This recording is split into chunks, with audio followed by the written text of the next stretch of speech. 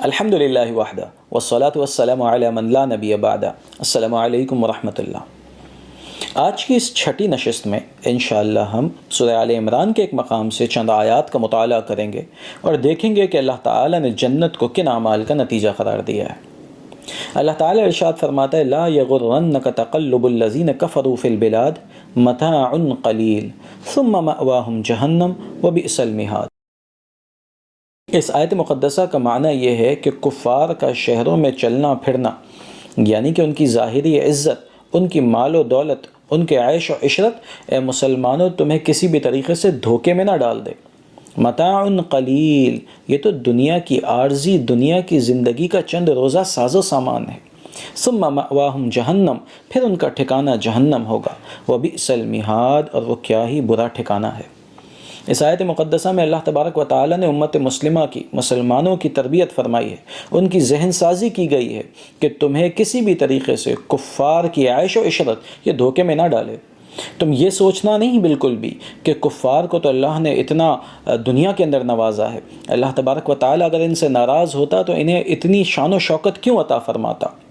یہ تو دنیا کی زندگی کا عارضی ساز و سامان ہے، یہ تو ایک امتحان ہے جو کہ ان سے اور تم سے لیا جا رہا ہے، لہٰذا تم نے اس میں ثابت قدمی دکھانی ہے۔ نبی مکرم صلی اللہ علیہ وسلم نے بڑی وضاحت کے ساتھ اس حدیث مقدسہ میں، جو میں بھی آپ کے سامنے پیش کرنے لگا ہوں، اس بات کو بیان کیا ہے کہ اللہ رب العزت کی نگاہ میں اس دنیا کی حقیقت اور اس کی وقعت کیا ہے۔ نبی کریم علیہ الصلوۃ والسلام ارشاد فرماتے ہیں کہ اللہ کی نگاہ میں اس دنیا کی حقیقت ایسی ہی ہے کہ جیسے کہ ایک شخص اپنی انگلی کو سمندر میں ڈبوئے اور پھر دیکھے کہ اس کی انگلی کتنا پانی لے کر آئی ہے، یعنی کہ دنیا کی حقیقت اللہ کے نزدیک اس پانی کی سی ہے جو کہ اس کی انگلی لے کر آئی ہے سمندر کے مقابلے میں۔ تو جو حیثیت انگلی پہ لگے ہوئے پانی کی سمندر کے مقابلے میں ہے، وہی حیثیت اللہ رب العزت کی نگاہ میں اس دنیا کی آخرت کے مقابلے میں ہے۔ یہیں پہ اس بات کو بھی سمجھ لیجئے کہ نبی کریم علیہ الصلوۃ والسلام کی امت کے علماء نے اس بات کو بڑی وضاحت کے ساتھ اور بڑی پیارے انداز میں سمجھایا ہے کہ دنیا کی حقیقت یہ ہے کہ اسے محنت کے ساتھ کمانا ہے، مشقت کے ساتھ اس کی حفاظت کرنی ہے اور پھر حسرت کے ساتھ اسے چھوڑ کر چلے جانا ہے۔ دنیا کمانا حقیقتاً منع نہیں ہے، دنیا کمائی جائے، بالکل کمائی جائے، لیکن ایسے اس انداز میں کمانا کہ آخرت بالکل نگاہوں سے اوجھل ہو جائے، اس انداز میں کمانا کہ انسان اپنی آخرت کو بھول جائے، یہ چیز مطلوب نہیں ہے۔ ایک بندہ مومن اس دنیا میں رہے، دنیا کو کمائے، لیکن دنیا اس کے اندر نہ آنے پائے۔ اسی بات کو جو اللہ والے ہیں انہوں نے اس انداز میں سمجھایا کہ کشتی جب تک پانی میں رہتی ہے تیرتی رہتی ہے، لیکن جوں ہی پانی کشتی میں آ جاتا ہے کشتی ڈوب جاتی ہے۔ بالکل ایسے ہی ایک بندہ مومن دنیا میں رہے کوئی مسئلہ نہیں، لیکن جوں ہی دنیا اس بندہ مومن کے اندر آئے گی اس کی تباہی اور بربادی کا سبب بن جائے گی۔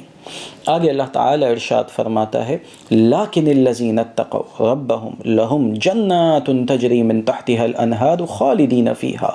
نزلا من عند اللہ وما عند اللہ خیر للابرار۔ یعنی کہ وہ لوگ جو کہ اپنے رب سے ڈرتے ہیں، مراد یہ ہے کہ اپنے رب کی ناراضگی سے ڈرتے ہیں، یعنی کہ اللہ تبارک و تعالیٰ سے اتنی ٹوٹ کر محبت کرتے ہیں کہ وہ اس کی ناراضگی سے ڈر جاتے ہیں۔ اور دنیا کا قاعدہ بھی ایسے ہی ہے کہ جب ایک انسان کسی سے محبت کرتا ہے تو کوئی بھی ایسا عمل نہیں کرتا کہ جس سے وہ دوسرا انسان جس سے وہ محبت کرتا ہے ناراض ہو جائے، کوئی ایسی بات نہیں کرتا کہ جس کے کرنے کے بعد اسے شرمندگی اٹھانی پڑے یا اس کا محبوب ناراض ہو جائے۔ بالکل اللہ رب العزت سے بھی اتنی ہی ٹوٹ کر محبت کرنی ہے کہ ہمارے دل میں ہمیشہ اس کی ناراضگی کا خوف رہے، اور یہی تقویٰ ہے۔ ان لوگوں کے لیے فرمایا گیا کہ جو کہ اپنے رب سے ڈرتے ہیں، جنات تجری من تحتها الانہار، ان کے لیے باغات ہوں گے کہ جن کے نیچے نہریں بہہ رہی ہوں گی، خالدین فیہا، وہ اس میں ہمیشہ رہیں گے۔ ان لوگوں کے لیے، ان کفار کے لیے جو لوگ دنیا کی زندگی کے اندر عیش و عشرت میں تھے، ان کے لیے اللہ نے فرمایا متاع قلیل، یہ دنیا کی زندگی کا عارضی ساز و سامان ہے، اور مسلمانوں کے لیے، مؤمنین کے لیے، اللہ سے ڈرنے والوں کے لیے فرمایا خالدین فیہا، وہ اس میں ہمیشہ ہمیشہ رہیں گے۔ آگے فرمایا نزلا من عند اللہ، یہ اللہ رب العزت کی جانب سے میزبانی ہوگی، یہ اللہ رب العزت کی جانب سے ان مہمانوں کے لیے ضیافت ہوگی۔ اور اس نزلا من عند اللہ کے متعلق ہمارے مفسرین کرام نے یہ بھی ارشاد فرمایا کہ یہ پہلی ضیافت ہے، یہ وہ پہلی مہمانی ہے جو کہ اللہ تبارک و تعالیٰ ان نیکوکار بندوں کی فرمائے گا۔ اور اس کے بعد کیا ہوگا؟ اللہ تعالیٰ فرماتا ہے وَمَا عِندَ اللَّهِ خَيْرٌ لِّلْأَبْرَارِ، اور جو کچھ اللہ تبارک و تعالیٰ کے پاس اپنے نیکوکار بندوں کے لیے ہے وہ اس سے بھی بہتر ہے۔ یعنی کہ وہ جنت کے جس کے نیچے نہریں بہ رہی ہوں گی، جس میں یہ لوگ ہمیشہ رہیں گے، یہ تو پہلی مہمان نوازی ہے اللہ رب العزت کی جانب سے۔ اس کے بعد جو کچھ اللہ تبارک و تعالیٰ انہیں عطا فرمائے گا وہ تو کہیں زیادہ بہتر ہے۔ اللہ تبارک و تعالیٰ سے دعا ہے کہ رب کریم ہمیں اپنا خوف، اپنی خشیت اور تقوی عطا فرمائے، ہمیں ہر لمحہ ہر لہجہ اس کی یاد میں مستغرق رہنے کی سعادت اور توفیق عطا فرمائے، اور ہر عمل سے پہلے اس کا خیال ہمارے ذہن میں آئے، ہر بات کرنے سے پہلے اس کی یاد ہمارے ذہن میں آئے، تاکہ ہم ہر قسم کی برائی سے اپنے آپ کو روک